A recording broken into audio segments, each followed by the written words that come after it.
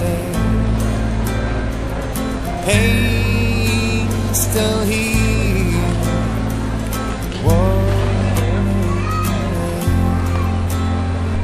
World looked away. World looked away. Yeah, the world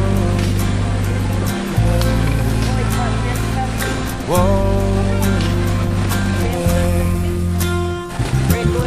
Palestine burns, her few lingers on. Invasion by night, occupation by dawn, and the world looks away. World looks away. Oh, the world looks away. World looks away. Refugees, set your spirits free. Raise your souls above the dust, and F-16 won't bring you down, nor take your land from your hearts. But the world will look away. Yeah, the world will look away. Oh, the world looks away. World.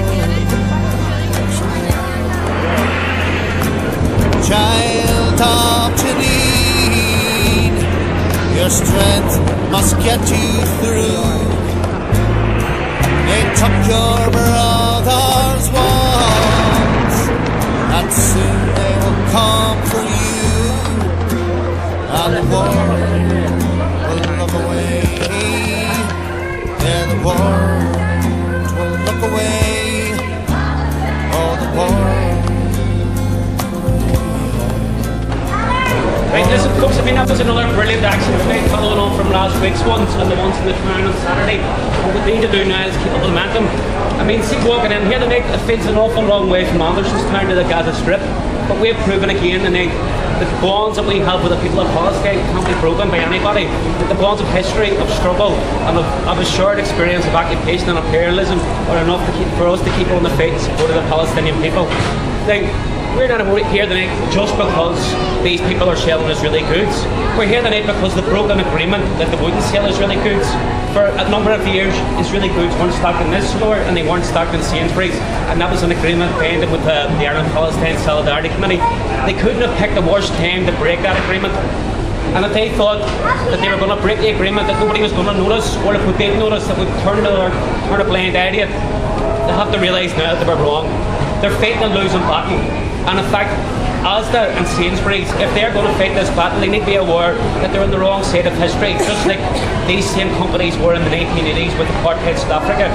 Now, I have no illusion, or anybody here has no illusion, about the morality of Lord Sainsbury or Walmart that owns ASDA. But what they need to do know is that, see, if they continue with this immoral policy, we're going to hit them where it hurts. The only place where they care about is their pockets. And I'm not even appealing to Lord Sainsbury or to the people who own Walmart. I'm appealing to the staff in this place and in Sainsbury's. Don't stock this stuff. Leave it where it sits. And if you already aren't in a trade union, join a trade union that's going to protect you and defend you whenever you take the only moral stance you can and not stock this stuff. Think about the bunk stores workers who were locked out for years, standing by their principles and didn't stock South African goods.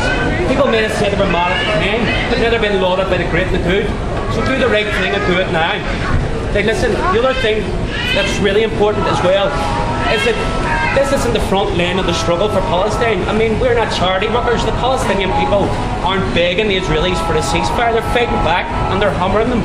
And we need to be aware that there's two things that is going to break the Israeli government's will to stay in the Gaza Strip.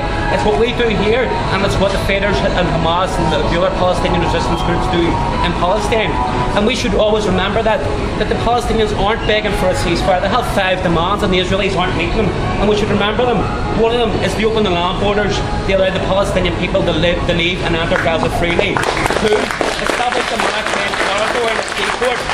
3, release all political prisoners, of which there's 7,000. 4. Grant access to Jerusalem holy sites for people from Gaza. 5. Lift the siege and let food and fuel enter without limitations. And 6. Build a new power plant to replace the one that the Israelis destroyed. Now, that's what the issue is. We're not going to go away if the Israelis stop bombing for a week or for a few days or for a few months. We are here, just like the Palestinian people are here in the Gaza Strip, for the duration until the illegal policies that they're inflicting upon the people of the Gaza Strip end. Now, I'll just finish up because I'm preaching to the converted here. But there was a thing Bobby Sands said when he said that he was on hunger strike in the H blocks, and he was aware. He said what was lost in the H blocks of the concentration camp of the H blocks was lost outside for the Republic. And we should be aware that what's won in the concentration camp at Gaza is won for humanity, and we have a responsibility to stand side by side with them people until they're free. Lord of me,